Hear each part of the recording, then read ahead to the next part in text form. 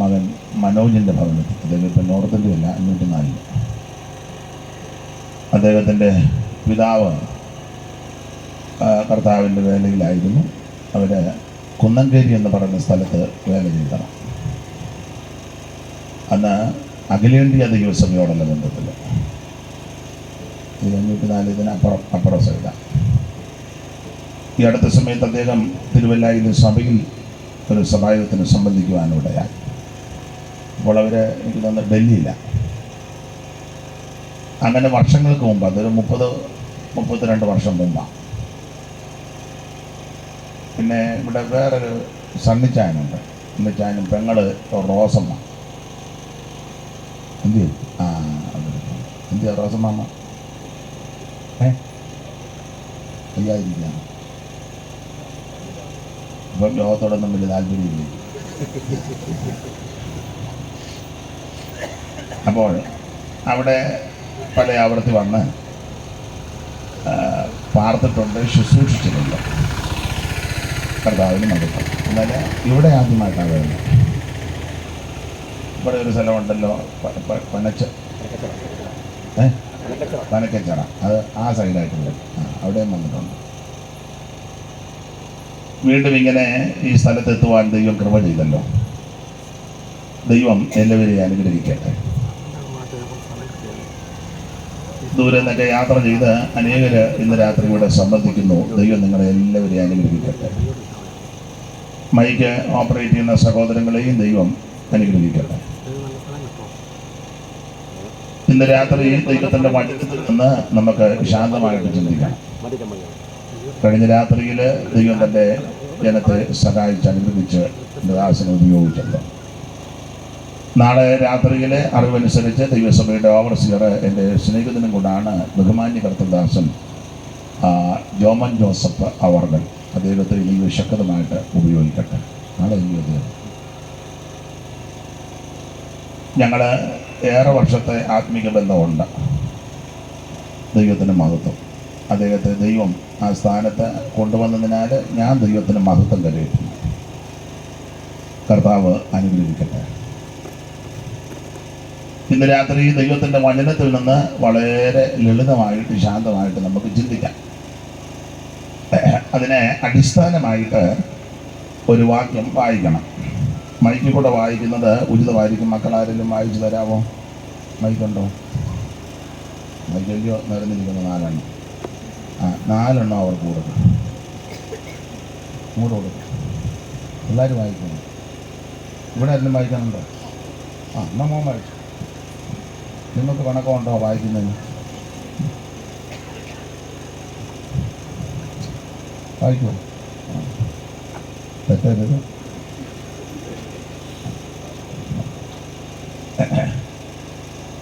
ഇന്ന് രാത്രി വളരെ പരിചിതമായ ഒരു തിരുവെഴുത്ത് നമുക്ക് വായിക്കണം. ലോകത്തിൻ്റെ വിവിധ ഇടങ്ങളിൽ ക്രിസ്തുമസ് കൊണ്ടാടുക.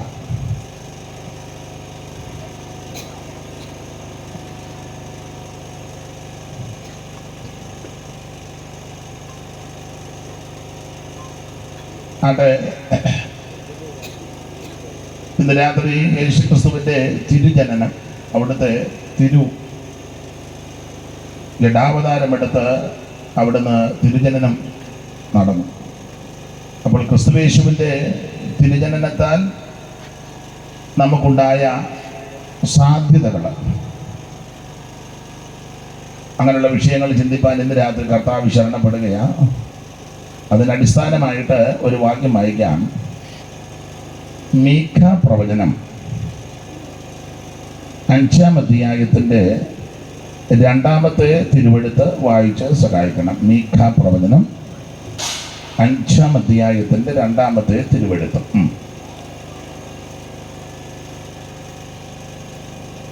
നീയോ ബെത്ലഹേം എഫ്രാത്തേ, നീ യഹൂദാസ സകലങ്ങളിൽ ചെറുതായിരുന്നാലും ഇസ്രായേലിന് അധിപതിയായിരിക്കേണ്ടുന്നവൻ എനിക്ക് നിന്നിൽ നിന്ന് ഉത്ഭവിച്ചു വരും. അവൻ്റെ ഉത്ഭവം പണ്ടേ ഉള്ളതും പുരാതനമായതും തന്നെ. നീയോ ബേത്ലഹേം എഫ്രാത്തേ, നീ യഹൂദ സഹസ്രങ്ങളിൽ ചെറുതായിരുന്നാലും ഇസ്രായേലിന് അധിപതിയായിരിക്കേണ്ടുന്നവൻ എനിക്ക് നിന്നിൽ നിന്ന് ഉത്ഭവിച്ചു വരും. അവൻ്റെ ഉത്ഭവം പണ്ടേയുള്ളതും പുരാതനമായതും തന്നെ. ഒരു വാക്കൂടെ പ്രാർത്ഥിക്കാം. പരിശുദ്ധ പിതാവേ, നല്ല രാത്രിക്ക് സ്തോത്രം.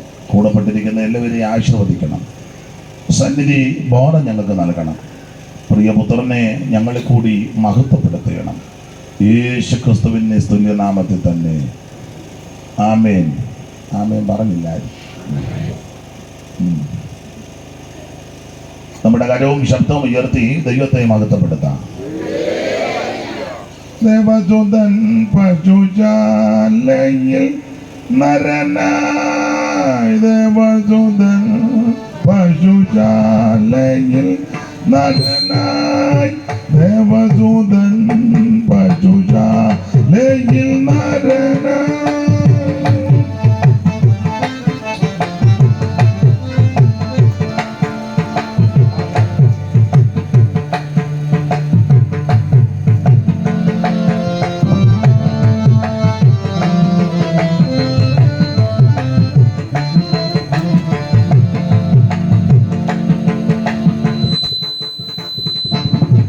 ദേവദൂതൻ പശുശാലയിൽ നരനായി അവതരിച്ചതു വെറും കഥയോ.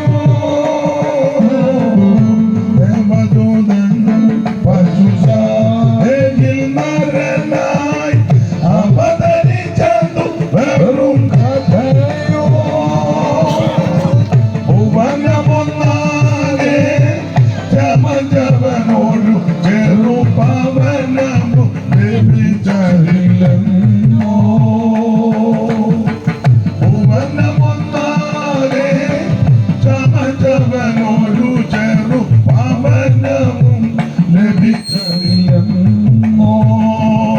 ദൈവകരുണയിൻ ധനമാകാമ്യം നാവാർണ്യമോ. ദൈവകരുണയിൻ ധനമാകാമ്യം.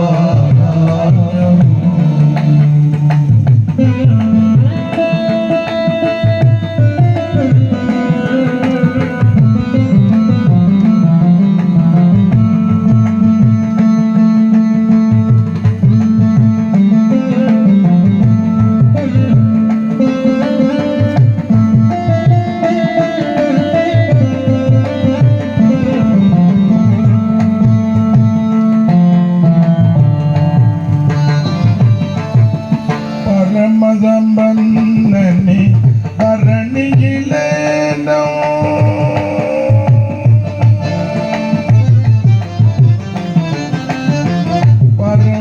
പരമസമ്പന്നനെ ധരണിയിലേനോ. പരമസമ്പന്നനെ ധരണിയിൽ ഏറ്റവും ദരിദ്രനായി തീർന്നു മനസ. പരമസമ്പന്നനെ ധരണിയിലേറ്റം ദരിദ്രനായി തീർന്നു മനസ. നിരുപമ പ്രഭയണിഞ്ഞിരുന്നവൻ പഴം തുണി ധരിച്ചതും ചെറിയ സംഗതിയോ.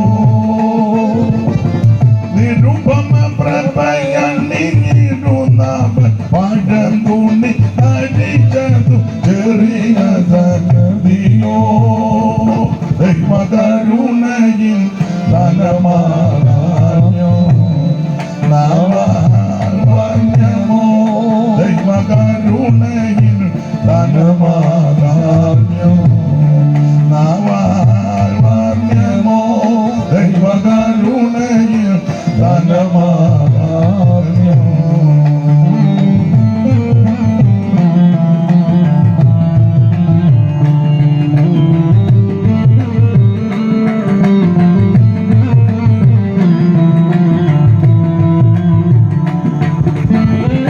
ദേവദൂതൻ പശുശാലയിൽ നരനായി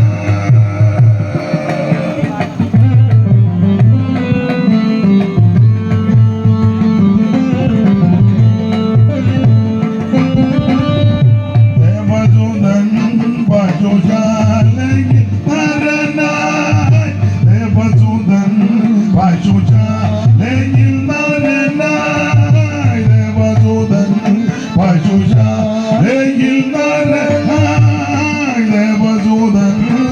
പശുശാലയിൽ നരനായി ദേവദൂതൻ പശുശാലയിൽ നരനായി അവതരിച്ചതു വെറും കഥയോ ദേവദൂതൻ പശുശാലയിൽ നരനായി അവതരിച്ചതു വെറും കഥയോ ഭുവനമൊന്നാകെ ചമചവനൊരു ചെറുപവനവും ലഭിച്ചതില്ലെന്നോ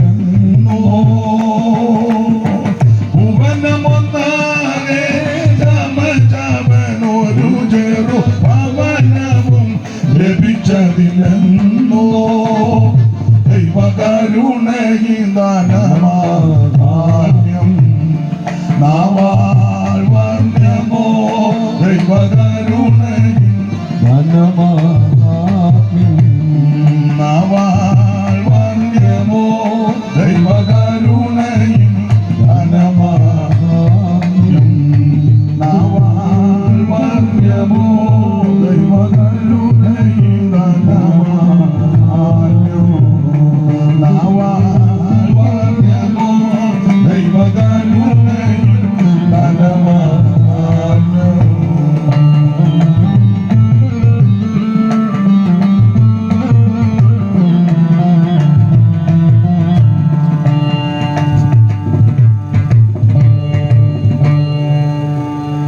കരമുയർത്തി ദൈവത്തിന് മഹത്വം കരയേറ്റാം.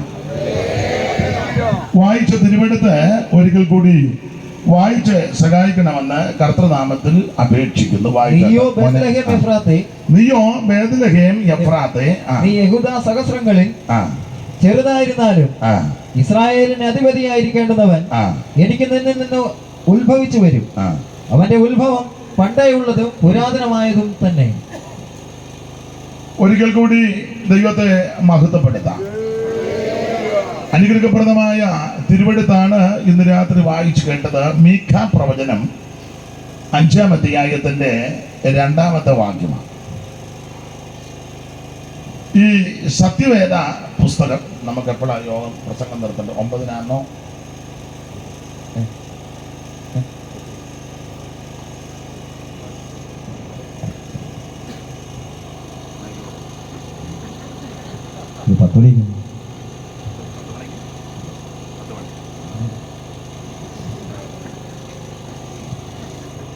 അവിടെ ഇരുന്ന് കൈ കാണിക്കും. നിങ്ങൾ കാണുകയല്ല, ഞാൻ ആ സമയം വരെ നിങ്ങൾ ഇവിടെ നിന്ന് ഇവരാകും.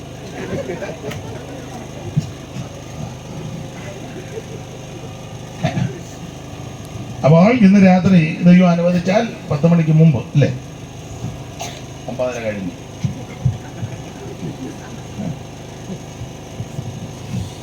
വേദപുസ്തകത്തിലെ പ്രവചന പുസ്തകങ്ങളെ 2ആയിട്ടാണ് തരംതിരിച്ച് പഠിക്കുന്നത്. ഇല്ലയോ മോനെ? ഏതൊക്കെ ഉറക്കെ പറ. ശരിയാ. പഴയ നിയമവും പുതിയ നിയമം. ഇത് നിയമമാണ്. ഇത് അപ്പൊ ഈ നിയമ പുസ്തകമായിട്ട് പോകുന്ന ഞാനും നിങ്ങളും നമ്മളാദ്യം നിയമം കാക്കണ്ടേ.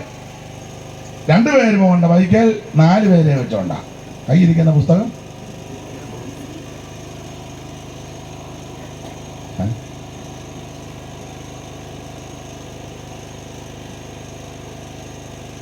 മനസ്സിലാകുന്നില്ലായിരിക്കും.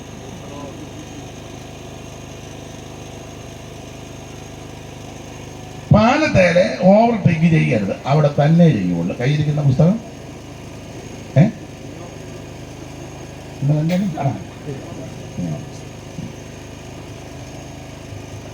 സ്തോത്രം.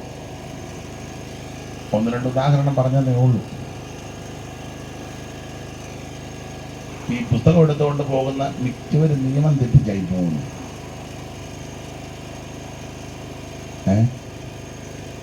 അതെ. അപ്പൊ ഇത് നിയമമാണ്. 2 നിയമം, പഴയ നിയമവും പുതിയ നിയമം. പഴയ നിയമം, പുതിയ നിയമം. പഴയ നിയമം എത്ര പുസ്തകമാണ് മോനെ? വായിച്ചാലിനോടാന്ന് ചോദിക്കുക. നമ്മുടെ 39 പുള്ളി സഹായിക്കാനായിട്ട് തൊണ്ട. പുതിയ നിയമമോ എത്രയാണ്?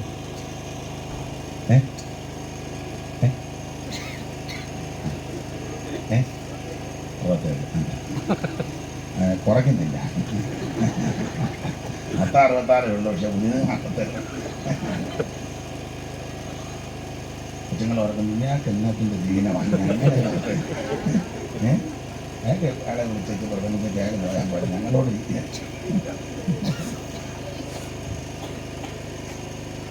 അതിത് ഇവിടെ ഉള്ളവർ എങ്ങനെ ഉണ്ടെന്ന് എനിക്കൊന്ന് അറിയണ്ടേ, എന്നാലല്ലേ അതിൻ്റെ പകുതി പോകാൻ പറ്റുള്ളൂ. അപ്പോൾ പഴയ നിയമം 39 പുസ്തകവും പുതിയ നിയമം 27 പുസ്തകം, അങ്ങനെ മൊത്തം 66. വേദഗ്രന്ഥത്തിലെ ദിവ്യവചനങ്ങൾ മാധുര്യമേറിടും തേനിനേക്കാൾ, പാതയ്ക്കു ദീപവും ആത്മാവിൻ വാളതും പാറയെ പൊട്ടിക്കും ചുറ്റികയും.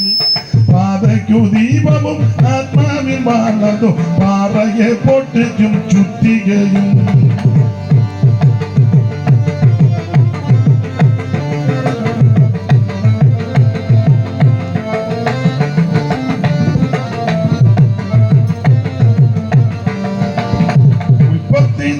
മലാഖി വരെയുള്ള 39 പുസ്തകങ്ങൾ.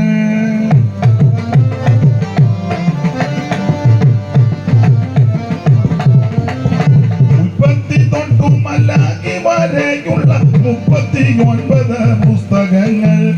ഉൽപ്പത്തി, പുറപ്പാടു, ലേവ്യ, സംഖ്യാവിലെ ആവർത്തനം എന്നീ പഞ്ചഗ്രന്ഥം. ഉൽപ്പത്തി, പുറപ്പാടു, ലേവ്യ, സംഖ്യാവിലെ ആവർത്തനം എന്നീ പഞ്ചഗ്രന്ഥം.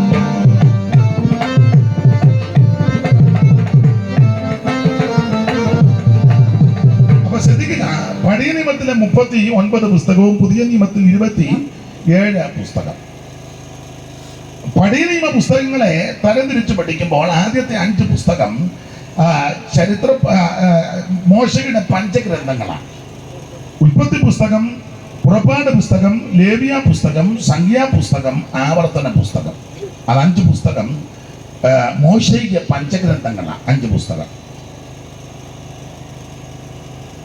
അതിനുശേഷമായിട്ട് ചരിത്ര പുസ്തകങ്ങളാണ്. യോശുവയുടെ പുസ്തകം മുതൽ എസ്തേറിന്റെ പുസ്തകം വരെ ചരിത്ര പുസ്തകങ്ങളാണ്.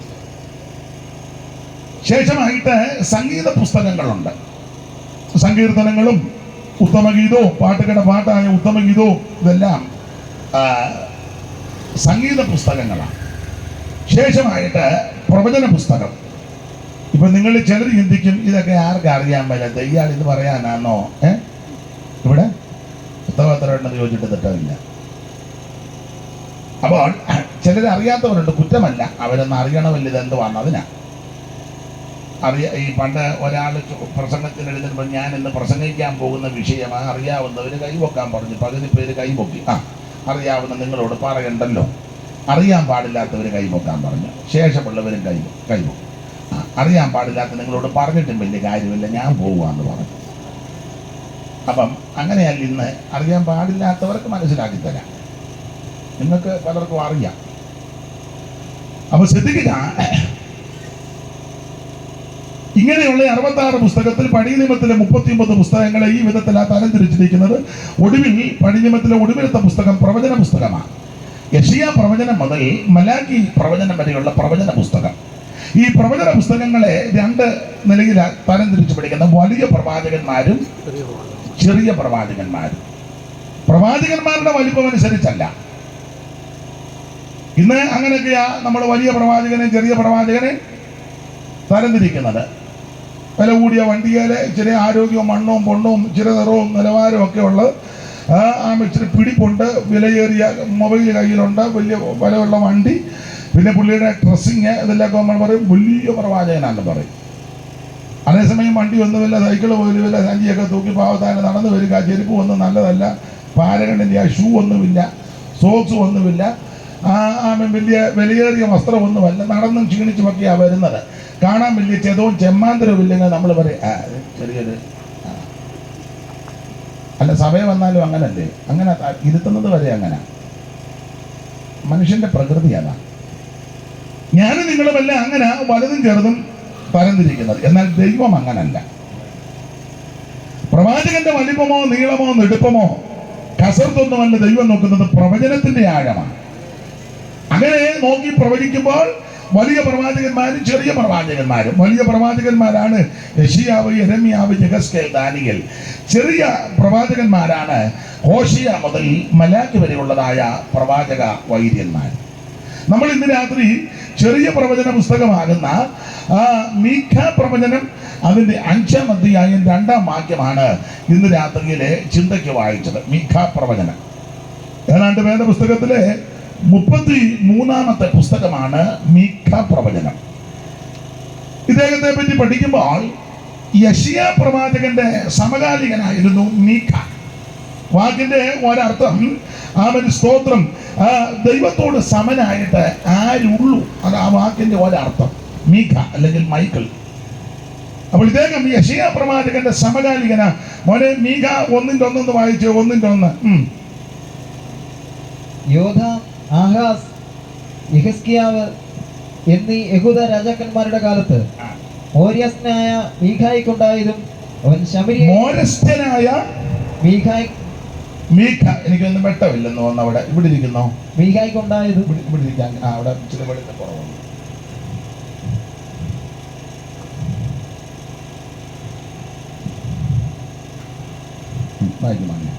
യോഥാം, ആഹാസ്, യെഹിസ്കിയാവ് എന്നീ യഹൂദ രാജാക്കന്മാരുടെ കാലത്ത് മോര്യസ്നായ മീഖായിക്കുണ്ടായതും ഉണ്ടായതും. അപ്പൊ ആ രാജാക്കന്മാരുടെ പേര് പറഞ്ഞു കേട്ടോ. ഒന്നുകൂടെ വായിച്ച രാജാക്കന്മാരുടെ പേര് യോഥാം, ആഹാസ്, യെഹിസ്കിയാവ്. അപ്പൊ യോഥാം, ആഹാസ് വല്യപ്പനും മോനും കൊച്ചുമോനുമാ. 3 എണ്ണം. 3 നല്ല പരുവക്കേടായിരുന്നു. പരുവക്കേടുകാരാ. ഹിസ്കിയാവ് കുഴപ്പമില്ലാത്തയാളാ. പുറകോട്ടൊരു 3 എണ്ണം പരുവക്കേടാ. ഒരുത്തനെ പറ്റി വായിക്കുന്നവൻ പള്ളിക്കകത്ത് കിടന്ന് വഴക്കുണ്ടാക്കിയവനാ. ആരാ?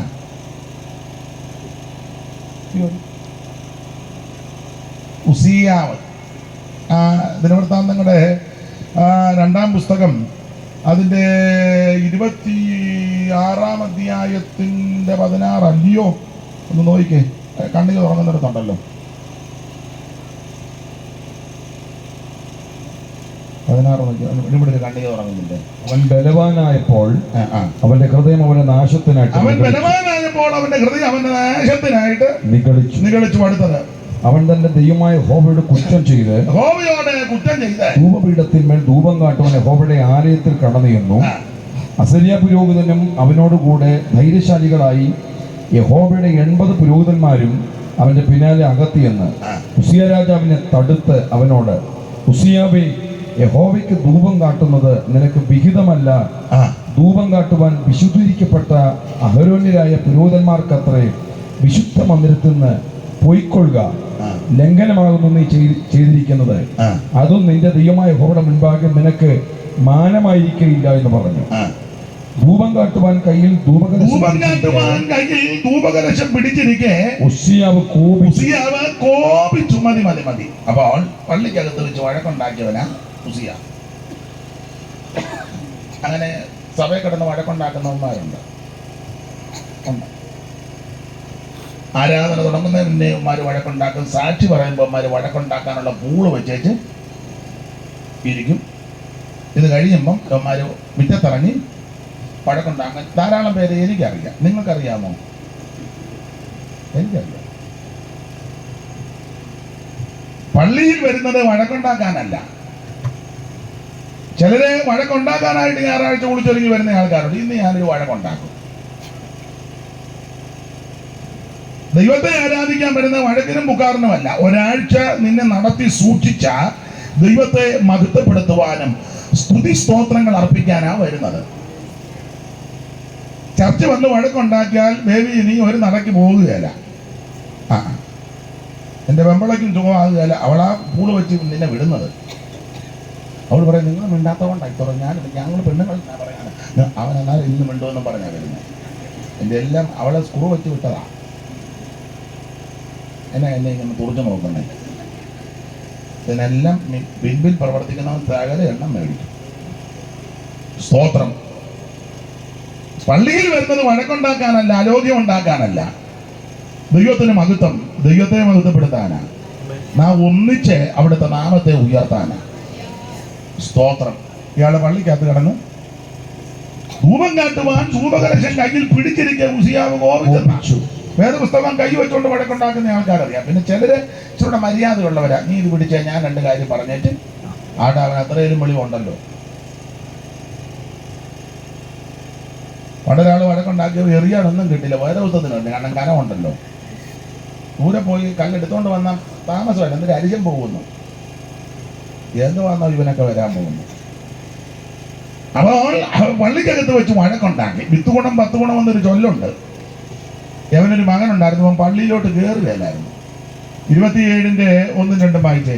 യോഥാം വാഴ്ച തുടങ്ങിയപ്പോൾ യോഥാം വാഴ്ച തുടങ്ങിയപ്പോൾ 25 വയസ്സായിരുന്നു. എന്തിനാ ഒത്തിരി പ്രായം? 25. അവൻ 16 സംവത്സരം യെരൂശലേമിൽ വാണു. പിന്നെ അവന്റെ അമ്മയ്ക്ക് യെരൂഷ എന്ന പേര്. അടുത്തത് അവൾ സാദോക്കിന്റെ മകളായിരുന്നു. അവൻ തന്റെ അപ്പനായ ഉസിയാവ് ചെയ്തതുപോലെയൊക്കെയും യഹോവയ്ക്ക് പ്രസാദമുള്ളത് ചെയ്തു. യഹോവയുടെ ആലയത്തിലേക്ക് അവൻ കടന്നു. പള്ളിക്കകത്ത് കയറുകയല്ല. അപ്പൻ പള്ളിയിൽ കിടന്ന് വഴക്കുണ്ടാക്കി. മോൻ പള്ളിക്കകത്ത്, നീ പള്ളിക്കകത്ത് കിടന്ന് വഴക്കുണ്ടാക്കാൻ നിന്റെ സന്തതി ഇതിനകത്ത് കയറുകയല്ല. മനസ്സിലായോ? നീ ആരാധനയ്ക്ക് വരുമ്പോൾ നിന്റെ സന്തതി വരികയായിരുന്നു, പള്ളിയിൽ വരികയായിരുന്നു. കാരണം നീ പള്ളിയിൽ കിടന്ന് ബഹളം ഉണ്ടാക്കുന്നതും പള്ളിക്കകത്ത് കിടന്ന് ആരോഗ്യം ഉണ്ടാക്കുന്ന നിന്റെ സന്തതി കണ്ടോണ്ടിരിക്കുക. നിങ്ങൾക്ക് മനസ്സിലാകാതെയാണോ അതോ എന്റെ സന്തതി കയറുകയല്ല? ഞായറാഴ്ച വേദപുസ്തകമായിട്ട് ഈ ഓടുന്ന ഓട്ടം പിള്ളേർ കണ്ടോണ്ടിരിക്കുക. എന്തിനാ? പപ്പ എന്ത് ചെയ്യേ? പപ്പ അവരിപ്പോഴും പറയുന്നില്ലെന്നേ ഉള്ളൂ. വഴക്കുണ്ടാക്കാൻ അങ്ങോട്ട് പോയിട്ടുണ്ട്, അല്ല ആരാധിക്കാൻ പോയെന്ന് പറയുകയല്ല. അപ്പോൾ അപ്പൻ പള്ളിക്കകത്ത് വഴക്കുണ്ടാക്കി, മോൻ പള്ളിയിലോട്ട് കയറുകയല്ലായിരുന്നു. നല്ല ഫാമിലി. അത് ഇവര് പറയുന്നുണ്ട്, ഞങ്ങളെ ഇവിടുത്തെ ആദ്യത്തെ ഫാമിലി. ഇതുപോലെ നായം പിടിച്ച് സ്റ്റാർട്ടിങ് ഞങ്ങളാണ്, ഉടക്കിന്റെ കേന്ദ്രമാണ്. ഇനി അവനൊരു മകനുണ്ടായിരുന്നു. ആരാ? ഉസിയാവിന്റെ മകൻ യോഥാം. യോഥാമിന്റെ മകൻ ആഹാസ്. അവൻ 28:24 വായിച്ചേ. ആഹാസ് ദൈവാലയത്തിലെ ഉപകരണങ്ങൾ ദൈവാലയത്തിലെ ഉപകരണങ്ങളെ ഉടച്ചു. തുടച്ചെന്നല്ലോ, ഉടച്ചു. തുടക്കിയായിരുന്ന ഗുണം വന്നേനെ. അത് പൊടി പിടിച്ചിരിക്കുക, അത് ചില തുടക്കിയല്ല, ഇവൻ ഉടക്കിയ. കർത്തമേശയുടെ പാത്രം എടുത്തെറിഞ്ഞു, മൈക്കിന്റെ സ്റ്റാൻഡ് ഊരി പാസ്റ്ററെ തല്ലാൻ നിൽക്കുന്നു. തടിക്കസാര പെട്ടെന്ന് എടുക്കുന്നു, ജനലിന്റെ പട്ട വലിച്ചുകൊണ്ടവൻ നിൽക്കുന്നു.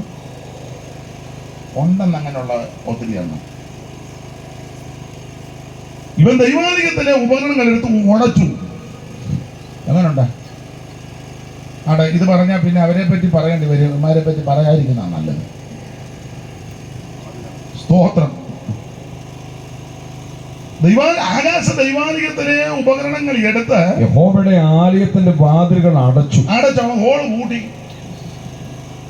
വലിയപ്പൻ പള്ളി കിടന്ന് വഴക്കുണ്ടാക്കി. മോൻ പള്ളി കയറുകയല്ല, കൊച്ചുമോൻ പള്ളി പൂട്ടി. നല്ല ഫാമിലി.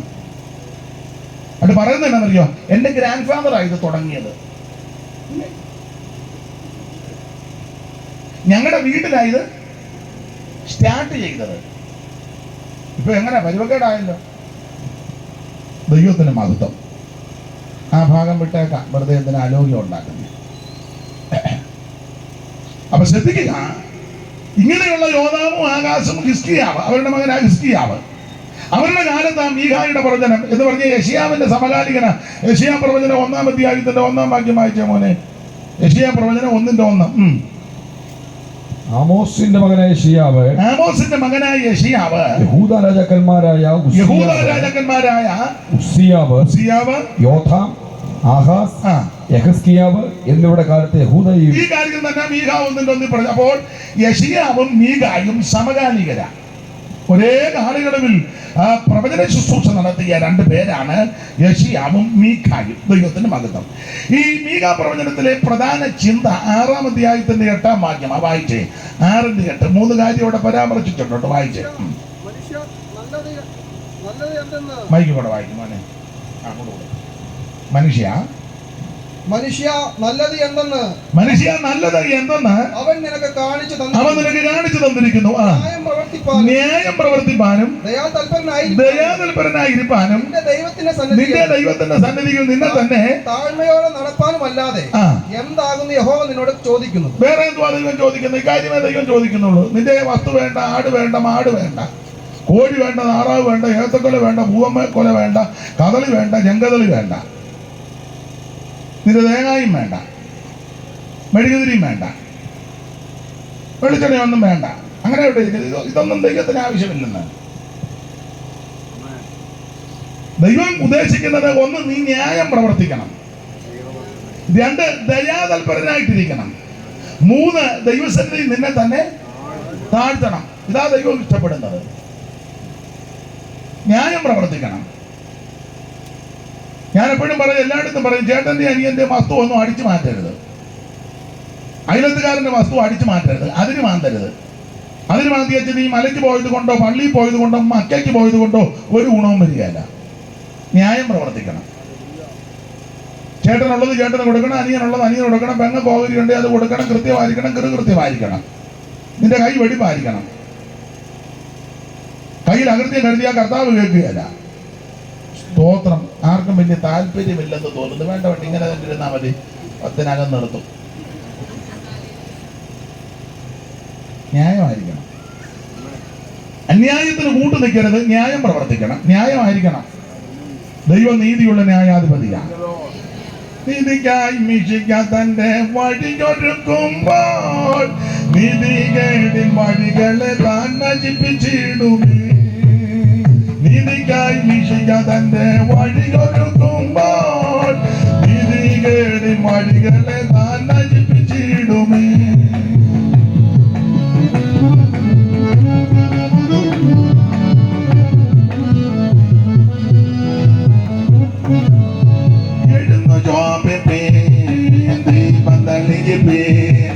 പറന്നു പോവാൻ കാലമേറ്റം അടുത്തു വരുന്നിതാ. വാനിൽ പറന്നു പോവാൻ കാലമേറ്റം അടുത്തു വരുന്നിതാ.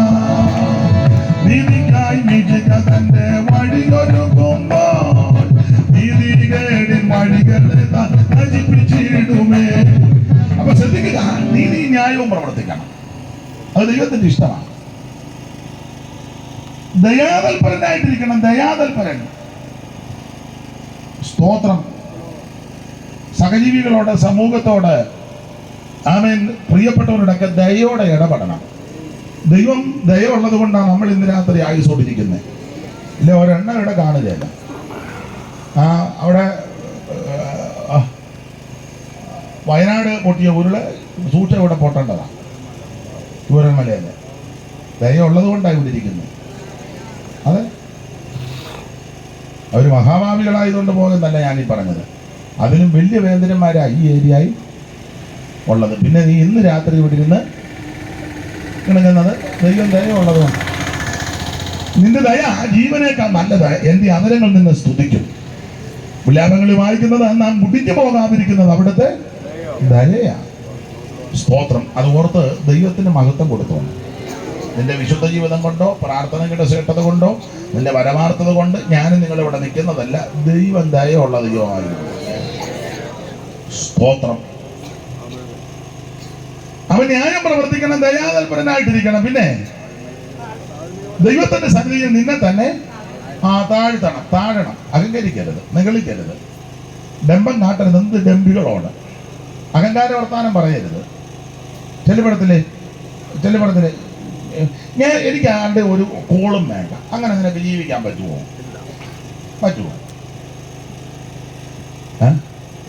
ചെല്ലുപടത്തിൽ എനിക്ക് ആരുടെ ഒരു അഹങ്കാര വർത്താനമാണ്. അങ്ങനെ ജീവിക്കും. ദൈവം സൃഷ്ടിച്ചപ്പോൾ തന്നെ നമ്മൾ പരസഹായത്തോടാണ് ജീവിക്കണ്ടേ. ദൈവത്തിന് ആശിച്ച് ആരുമായിട്ടൊരു ഒട്ടവും ഇല്ലാതെ ജീവിക്കുന്ന ആൾക്കാരുണ്ട്. അയലത്തുകാരോട് മിണ്ടുകാല, സഹോദരങ്ങളോട് മിണ്ടുകാല, ചേട്ടാനിയന്മാർ തമ്മിൽ കൊമ്പ. എല്ലാം ഒരുത്തൻ IPC, ഒരുത്തൻ ചർച്ച കൊടു, ഒരുത്തൻ അസംബ്ലിച്ച് കൊടു. ഇവനെല്ലാം രാവിലെ ഓടുക സിയോങ്കിതാവലി എടുത്തോണ്ട്. എന്നതിനാ എടാ, കാണുന്ന സഹോദരനെ സ്നേഹിക്കാത്ത നീ എങ്ങനെയാ കാണാത്ത ദൈവത്തെ സ്നേഹിക്കുന്നേ? അപ്പുറത്തുകാരോട് മിണ്ടുകയല്ല, എന്നിട്ട് ഹോളിൽ പോയിരുന്ന് പാടുക സ്നേഹത്തിനാഴവും. എനിക്ക് മനസ്സിലാകുന്നില്ല. അയലത്തുകാരന് മിണ്ടിയിട്ട് 15 കൊല്ലം കഴിഞ്ഞു.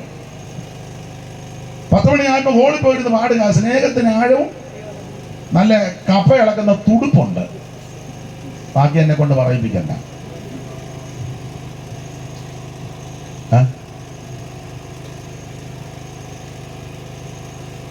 എന്നാ 10 മണി വരെ പോണോ? ഇങ്ങനാണ്.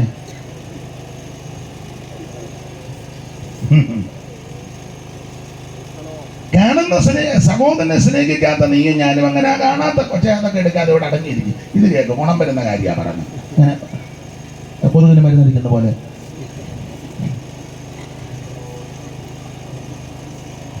അവനെ ഇത് കേൾപ്പിക്കേ. അപ്പൊ ശ്രദ്ധിക്കണം, ദൈവ സ്നേഹമല്ലേ? അഹങ്കാരം പറയരുത്, ദമ്പ് വർത്താനം പറയരുത്. എനിക്ക് ആരുടെ ഒന്നും വേണ്ട. എങ്ങനെ ജീവിക്കും പറ? നിനക്ക് സൂര്യനില്ലാതെ ജീവിക്കാൻ പറ്റും? സൂര്യൻ നിന്റെ അനിയത്തിയാണോ? പറ. എനിക്ക് ആരുടെ ഒന്നും വേണ്ട. സൂര്യൻ ഉദിക്കണ്ടേ? സൂര്യൻ നിന്റെ അമ്മാച്ചനാണോ?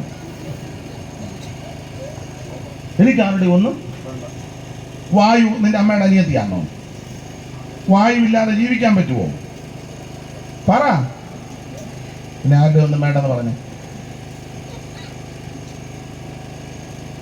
പകൽ വാഴുവാൻ സൂര്യനെയും, അങ്ങനെ പുസ്തകത്തിലെ വാക്യം, രാത്രിയിൽ വാഴുവാൻ ചന്ദ്രനെ ഉണ്ടാക്കിയവനെ അവൻ നല്ലവനല്ലോ, അവന്റെ ദയ എന്നേക്കുമുള്ളത്. എനിക്ക് ആരുടെ ഒന്നും വേണ്ടെന്ന്. സ്തോത്രം. ഞാനൊന്നും പറയരുത്. ഞാൻ ഇങ്ങനെയുള്ളവരുടെ വീട്ടിൽ നിന്ന് വെള്ളം കുടിക്കുകയല്ല. കുടിക്കുകയല്ല, നിന്നെ കുടിപ്പിക്കും. കുടിച്ചതിന്റെ ഊപ്പാട് വരും. ഞാനൊരു ദൃഷ്ടാന്തം പറയാം. സ്ഥലമൊന്നും പറയുന്നില്ല. ആൾക്കാരിപ്പം ജീവിച്ചിരിക്കുന്നത് കൊണ്ട് ചിലപ്പോൾ ഓൺലൈനിൽ വരുമോ, അല്ലെങ്കിൽ പിന്നീട് അത് മോശമല്ലയോ? ഒരു സ്ത്രീ, നായർ സ്ത്രീയാ, തൊട്ടു ചേർന്ന് അവരിപ്പോ പെന്തിക്കോസിലാ, നേരത്തെ ഓർത്തഡോക്സുകാരായിരുന്നു. ആ വീട്ടിൽ ജോലിക്ക് വരുന്ന 1-2 സഹോദരിമാരുണ്ട്. ഈ 2 വീടും കട്ടക്കട്ടയാ. അപ്പൊ ഇവിടുത്തെ ഈ നായർ സ്ത്രീയെ വീട്ടിൽ അല്പം അത്യാവശ്യമൊക്കെ ജോലിയൊക്കെ ചെയ്യാൻ ആളിനെ വേണം. അപ്പം അപ്പുറത്തെ സ്ത്രീയോട് പറഞ്ഞു, ഞങ്ങളുടെ അവിടെയും ചെറിയ ജോലി ചെയ്യാം. അപ്പം അവർ പറഞ്ഞു, എന്നാൽ ഇവിടെ വരുന്ന സഹോദരി അങ്ങോട്ട് വിടാം. വേണ്ട, എൻ്റെ അടുക്കള കയറ്റുകയെന്ന് പറഞ്ഞു. ഇങ്ങനെയുള്ളവരെ എൻ്റെ അടുക്കള കയറ്റുക. ആർക്കും ആരോഗ്യമുള്ള സമയത്താണ് പറഞ്ഞത്. വർഷങ്ങൾ കഴിഞ്ഞു, പരുവക്കേടായി. അനങ്ങാനും മേല, നടക്കാനും മേല, ഇരിപ്പ് തന്നെ ആയി, ആരുമില്ല. അപ്പോൾ ഒരിക്കലെ അപ്പുറത്തെ സഹോദരി ഒന്ന് കാണാൻ ചെന്നാൻ പറഞ്ഞു, തങ്കമ്മേ ആരെയും കിട്ടുമോ? ആ പുള്ളിക്കാരൻ നല്ല വർത്താനം പറയുന്നത് തങ്കമ്മേ. നിങ്ങൾ പറഞ്ഞു, നിങ്ങൾ അടുക്കള കയറ്റി കേൾക്കുന്നു. ഇല്ല, ആർക്ക് വേണേലും കയറാം.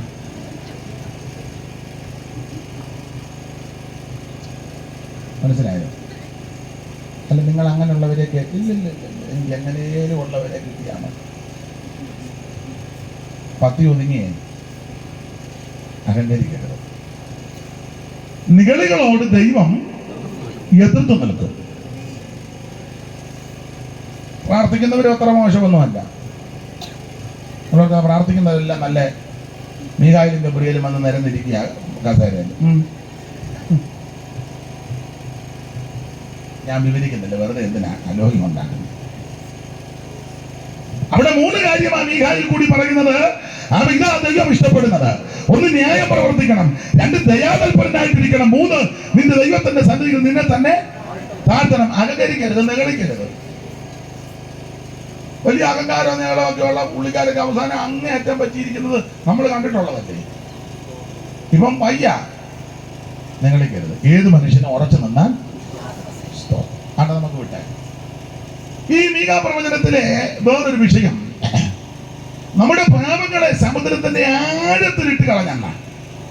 നിങ്ങൾ ആ 7-ാം അധ്യായത്തിന്റെ 19-ാമത്തെ വാക്യം ഒന്ന് വായിച്ച, 7:19.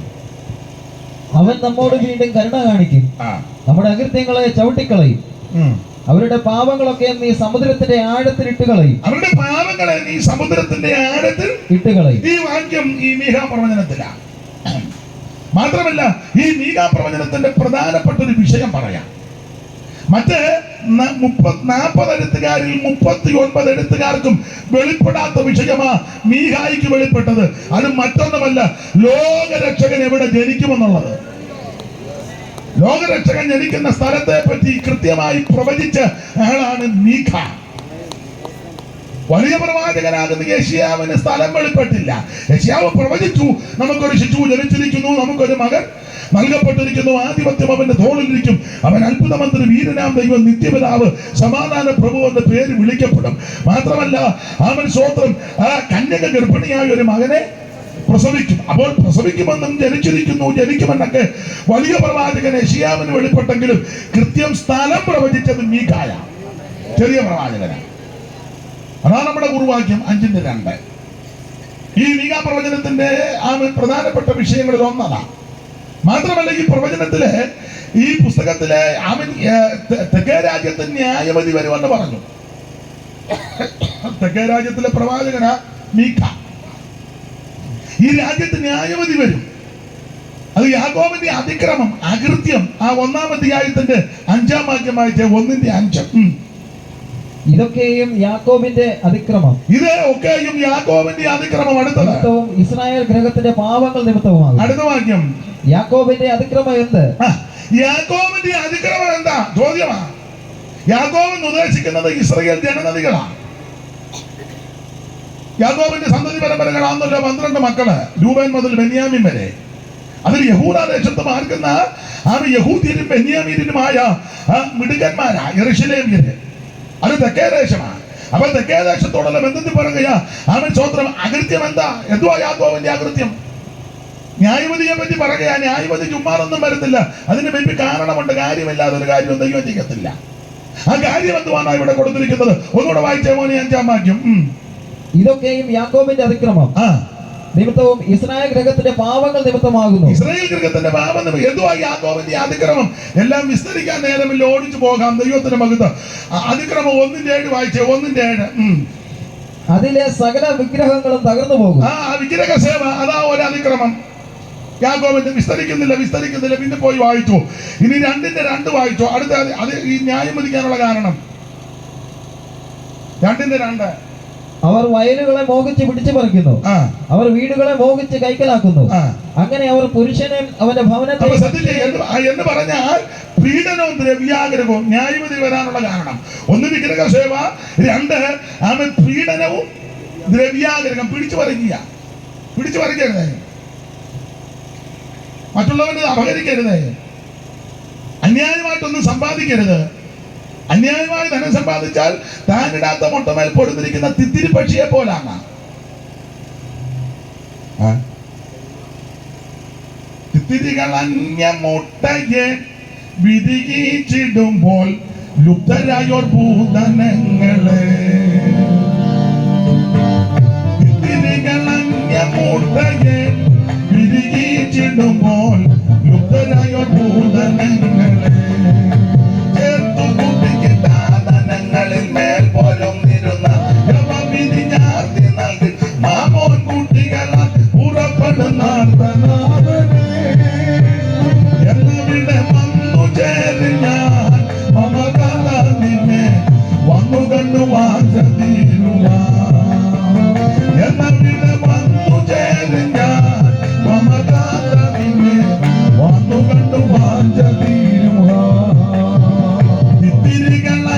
മുട്ടയെ വിരിയിച്ചിടുമ്പോൾ ലുബ്ധരായോർ ഭൂതനങ്ങളെ. തിത്തിരി. താനിടാത്ത മുട്ടമേൽ പൊരുന്നിരിക്കുന്ന തിത്തിരി. സാധാരണ പറയുന്നത് തിത്തിരി കാക്കയാണെന്ന്. പുള്ളി ഇടാത്ത മുട്ടയെ കയറി പുള്ളി പൊരുന്നിരിക്കുക. അന്യായമായി ധനം സമ്പാദിച്ചാൽ അങ്ങനെ, പിടിച്ചു പറിച്ചാൽ അങ്ങനെ. ഉദാഹരണം, കാക്ക ഒരു മുട്ട ഇട്ടേച്ച് പോയി. കാക്ക പോയ പുറകെ വേറൊരു പുള്ളി വന്ന് അതിനകത്ത് മുട്ട കിട്ടും, കുയില്. കാക്കച്ചി തിരിച്ചു വന്നപ്പം 2 മുട്ട. എന്നാ കാക്ക പറഞ്ഞ ഈ ദൈവത്തെ പോലെ വലിയ ദൈവം മുട്ട കണ്ടോണ്ട 2 എണ്ണത്തിന്റെ പുറത്തിരുന്നു. പിറ്റേന്ന് ഒന്നുകൊണ്ടിട്ടേച്ച് പുള്ളി തീറ്റയ്ക്ക് പോയി. അപ്പം 3. പുള്ളി അങ്ങോട്ട് പോയ പോക്കിന് മറ്റേ പുള്ളി വന്ന് ഒന്നും കൂടിട്ട്. പുള്ളിക്ക് ഇരിക്കാൻ കഴിയുകയില്ല, പുള്ളി ഇരുന്നോളും. ഒന്നുകൂടെ ഇട്ടേച്ച് പോയി. കാക്കച്ചി തീറ്റ തേടി വന്നപ്പം 4 മുട്ട.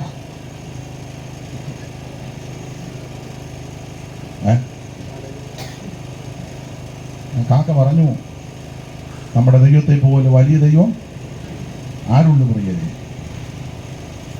4 എണ്ണത്തിന്റെ പുറത്ത് കയറിയിരുന്നു. പിറ്റേന്ന് ഒന്നുകൂടി ഇട്ടേച്ച് രാവിലെ പോയപ്പം വീണ്ടും മറ്റേ പുള്ളി കയറി ഒന്നുകൂടി ഇട്ടു.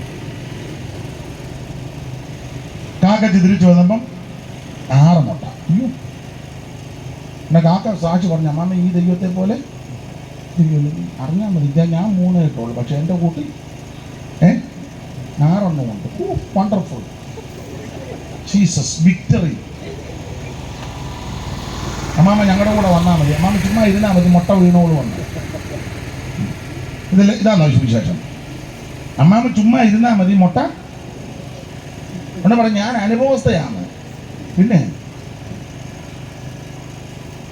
കേറി പൊരുന്നിരുന്നു 6 മുട്ടയുടെ മണ്ട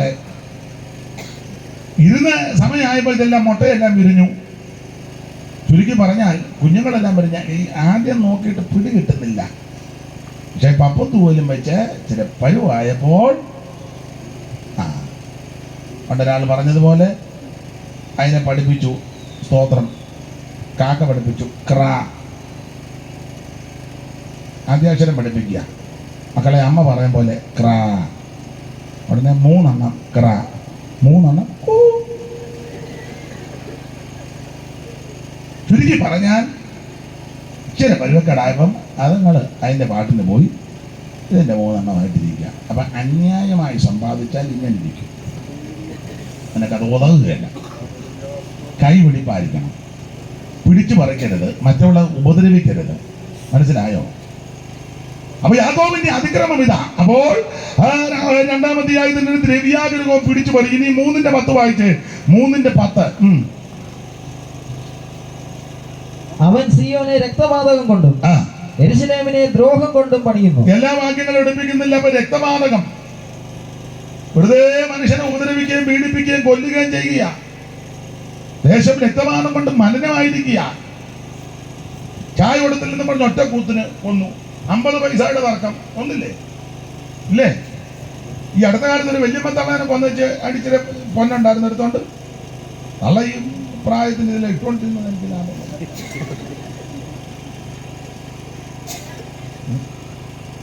ആഗ്രഹം കൊണ്ടിട്ടതായിരിക്കും. എന്നാലും വല്യമ്മയാന്നാലും വെച്ചേക്കുകയായിരുന്നായി പറഞ്ഞത്. മനസ്സിലായോ? ഇപ്പൊ ഈ ഹെൽമെറ്റ് വെച്ചോണ്ട് വരുന്നതുകൊണ്ട് വിശ്വസിക്കാനും ഒക്കുകയില്ല. വല്ലാത്ത കാലമാണ്. രക്തപാതകം കൊണ്ട് ദേശം വഷളാകുക. വളരെ സൂക്ഷിക്കണം. ദൈവത്തിന്റെ മകൻ 3:10 വായിച്ചേര്. 3:5. എന്റെ ജനത്തെ തെറ്റിച്ചു കളയുകയും പല്ലിന് കടിപ്പാൻ വല്ലതും ഉണ്ടെങ്കിൽ സമാധാനം പ്രസംഗിക്കുകയും അവരുടെ വായിലൊന്നും ഇട്ടുകൊടുക്കാത്തവന്റെ നേരെ വിശുദ്ധ യുദ്ധം ഘോഷിക്കുകയും ചെയ്യുന്ന പ്രവാചകന്മാരെ കുറിച്ച് യഹോവ. കള്ളപ്രവാചകന്മാര്, ദേശത്ത് മുഴുവൻ കള്ളപ്രവാചകന്മാര്. ദൈവം അതാ ന്യായം വിധിക്കാൻ കാര്യം. ജനത്തെ തെറ്റിക്കുക. കള്ളപ്രവചനം പറഞ്ഞു അത് തരാ ഇത് തരാ അപ്പിടി ഇപ്പിടി എന്നൊക്കെ പറഞ്ഞ ആൾക്കാരെ തെറ്റിക്കുക. ഇതൊന്നും ദൈവത്തിന് ഇഷ്ടമല്ല. കള്ളപ്രവചനം വായിക്ക് കടിക്കാൻ കൊടുത്താൽ നല്ലതായിട്ട് പ്രവചിക്കും. പല്ലിന് കടിക്കാൻ കൊടുത്തില്ലെങ്കിൽ അവനോട് വിശുദ്ധ യുദ്ധം പ്രഖ്യാപിക്കും. അങ്ങനെയുള്ള ആൾക്കാരുണ്ട്. അത് പാടില്ലെന്നായി പറഞ്ഞത്. ഇതുകൊണ്ടൊക്കെയാണ് ന്യായപതികളുടെ ദൂത് ഈ പുസ്തകത്തിൽ രേഖപ്പെടുത്തിയത്. ഞാൻ സമയം പോയതുകൊണ്ട് ഇനി ആ ഭാഗത്തേക്ക് പോകുന്നില്ല. എടുത്ത വാക്യത്തോട് ഞാൻ പുസ്തകത്തെ പറ്റി ഒരു മുഖവര പറഞ്ഞതേ ഉള്ളൂ. നമുക്ക് എടുത്ത വാക്യത്തോട് ബന്ധപ്പെട്ട് ചിന്തിക്കാം. 5-ാം അധ്യായത്തിന്റെ 2-ാം വാക്യം വായിക്കും മോനെ. 5:2. നീയോ ബേത്ലഹേം എഫ്രാത്തേ, നീ യഹൂദ സഹസ്രങ്ങളിൽ ചെറുതായിരുന്നാലും, യഹൂദ സഹസ്രങ്ങളിൽ ചെറുതായിരുന്നാലും. സഹസ്രം എന്ന് പറഞ്ഞ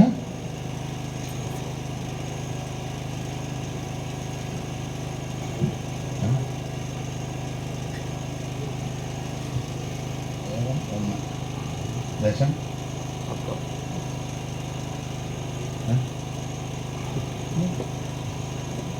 ശതം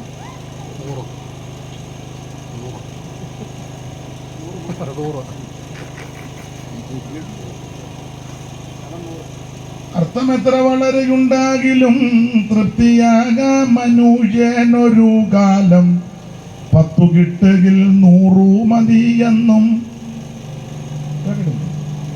ശതമാകിൽ സഹസ്രം മതിയെന്നും, 1000 പണം കയ്യിലുണ്ടായെന്നാൽ. അപ്പം സഹസ്രം വായിക്കും. നീയോ ബേത്ലഹേം എഫ്രാത്തേ, നീയോ ബേത്ലഹേം എഫ്രാത്തേ, നീ യഹൂദ സഹസ്രങ്ങളിൽ ചെറുതായിരുന്നാലും ഇസ്രായേലിന് അധിപതിയായിരിക്കുന്നവൻ, ഇസ്രായേലിന് അധിപതി ആയിരിക്കേണ്ടവൻ എനിക്ക് നിന്നിൽ നിന്ന് ഉത്ഭവിച്ചു വരും. അവന്റെ ഉത്ഭവം പണ്ടേ ഉള്ളതും പുരാതനമായതും തന്നെ. ഈ വാക്യം വായിക്കുമ്പോൾ വേദപുസ്തകം പഠിക്കുന്ന പ്രിയപ്പെട്ടവർക്കറിയാം ഇതാരെ പറ്റിയാ പറഞ്ഞിരിക്കുന്നത്. മറ്റാരുമല്ല, ലോകരക്ഷകനാകുന്ന യേശുക്രിസ്തുവിനെ പറ്റിയാ. ഞാൻ പ്രാരംഭത്തിൽ ഓർപ്പിച്ചല്ലോ, യേശുക്രിസ്തുവിന്റെ ജനന ദിവസം ആഘോഷിക്കുക. ഡിസംബർ 25-ന് അല്ല ജനിച്ചത്, അത് വേറൊരു വിഷയം. ഇന്ത്യയിലും അല്ലെങ്കിൽ കേരളത്തിലെ ഇന്ത്യയുടെ എല്ലാ സ്റ്റേറ്റുകളിലും ചില രാജ്യങ്ങളിലൊക്കെ ഡിസംബർ 25-നാണ് യേശു ജനിച്ചത്, ആഘോഷിക്കുക. എന്നാൽ വേറെ ചില രാജ്യങ്ങളില് ജാനുവരി 7-നാണ്.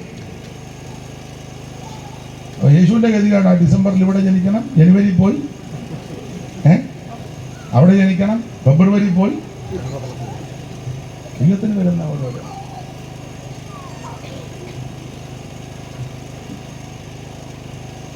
ആടെ നമ്മളിപ്പോ തർക്കിക്കണ്ട. ദൈവത്തിന് മകൻ കൃത്യമായിട്ടൊരു ഡേറ്റ് പറയാൻ ഒക്കത്തില്ല. ഈ ഡിസംബർ 25-നല്ല യേശു ജനിച്ചത്. അതിനൊരു തെളിവ്, ജനിച്ച സമയത്ത് ആട്ടിടയന്മാർ എവിടെ കിടക്കുകയായിരുന്നു? വെളിയിലെന്നാണ് എഴുതിയേക്കുന്നത്. വെളിയില്. ലൂക്കോസ് 2-ാം അധ്യായത്തിന്റെ 8-ാം വാക്യം വായിച്ച ലൂക്കോസ് 2:8. അന്ന് ആ പ്രദേശത്ത് ഇടയന്മാർ രാത്രിയിൽ ആട്ടിൻകൂട്ടത്തെ കാവൽക്കാത്ത് വെളിയിലാ. നല്ല തണുപ്പുള്ള സമയത്ത് വെളിയിലൊന്നും കിടക്കാൻ ഒക്കത്തില്ല. ഡിസംബർ മാസം തണുപ്പാ, പലസ്തീനിലുമൊക്കെ തണുപ്പാ. ഡൽഹിയിലുമൊക്കെ ഇന്നാൾ പറയുന്നത് ഭയങ്കര തണുപ്പാണ്. ഇവിടെയും തണുപ്പാ, ഇല്ലയോ? തണുപ്പാ. അപ്പൊ തണുപ്പത്ത് വെളിയിൽ കിടക്കാനൊക്കത്തില്ല. അപ്പം ആ തണുപ്പുള്ള കാലത്തല്ല വെളിയിൽ കിടക്കുക. ആട്ടെ, നമുക്ക് ഇപ്പം ഖണ്ഡനത്തിനും തർക്കത്തിനും അല്ല. പിന്നെ ഈ ഒരു ദിവസം കൊണ്ട് ഒത്തിരി പേർക്ക് നന്മയുണ്ടാകുന്നുണ്ട്. എല്ലാവരും ലൈനായിട്ട് നിന്ന് കാര്യങ്ങൾ മേടിച്ച് അല്ലേ? അപ്പൊ അതുങ്ങളെല്ലാം പറയും ഈ കാലം ഇന്നതിൻ്റെ ദീനമായി. ഇയാൾ ഇതെല്ലാം പറഞ്ഞ് മനുഷ്യനെ ഞങ്ങൾക്ക് 10 രൂപ കിട്ടുന്ന ഇല്ലേ? നക്ഷത്രം ഉണ്ടാക്കുന്നവർക്ക് അങ്ങനെ കാശുണ്ട്. കടയിലെല്ലാം തൂക്കിയിട്ടിരിക്കുക, 3, 4, 5 ഇഷ്ടംപോലെ. അത് അവർക്ക് അവരുടെ കാര്യം നടക്കുന്നുണ്ട് ഇല്ലേ? പൂത്തിരി കത്തിക്കുന്ന കത്തിച്ച് കറക്കുക, അവൻ്റെ കാര്യം നടക്കുന്നുണ്ട്. അവിടെ ഏതായാലും ജനിച്ചതുകൊണ്ട് ഗുണമെങ്കിലും ഉണ്ടല്ലോ. ഒന്നുമില്ലെങ്കിൽ തങ്കമ്മ അവനെ കുടിക്കാൻ പോകുന്നെങ്കിൽ ഇറച്ചി മേടിച്ച് തന്നേച്ചാ അല്ലേ? ഉണ്ടെന്നില്ല. ഒത്തിരി പേർക്ക് ഗുണമുണ്ടെന്ന്. എന്തായാലും ക്രിസ്തുയേശുവിന്റെ തിരുപ്പിറവി, അവിടുത്തെ തിരുജനനം ഈ പറയുന്ന ഡേറ്റിലൊന്നുമല്ല യേശു ജനിച്ചത്. തന്നെയല്ല, ഈ പശുത്തൊട്ടിയിലുമല്ലല്ലോ ജനിച്ചത്. ജനിച്ച ഇടം വേറെയാ, പക്ഷെ എങ്ങും സ്ഥലമില്ലാത്തത് കൊണ്ട് അങ്ങനെ കൊണ്ട് കിടത്തിയതാണ്. ആട്ടെ, നമുക്ക് നമ്മുടെ വിഷയത്തിൽ വരാം. യേശു ക്രിസ്തുവിന്റെ തിരുപ്പിറവി, ദൈവത്തിന് മഹത്വം, തിരുജനനം. അവിടെ വായിക്കുന്നത് 5-ാം അധ്യായത്തിന് 2 വായിക്കാം. നീയോ ബേത്ലഹേം എഫ്രാത്തേ, നീ യൂദാ സഹസ്രങ്ങളിൽ ചെറുതായിരുന്നാലും ഇസ്രായേലിന് അധിപതിയായിരിക്കുന്നവൻ അധിപതിയായിരിക്കുന്നവൻ എനിക്ക് നിന്നിൽ നിന്ന് ഉത്ഭവിക്കും.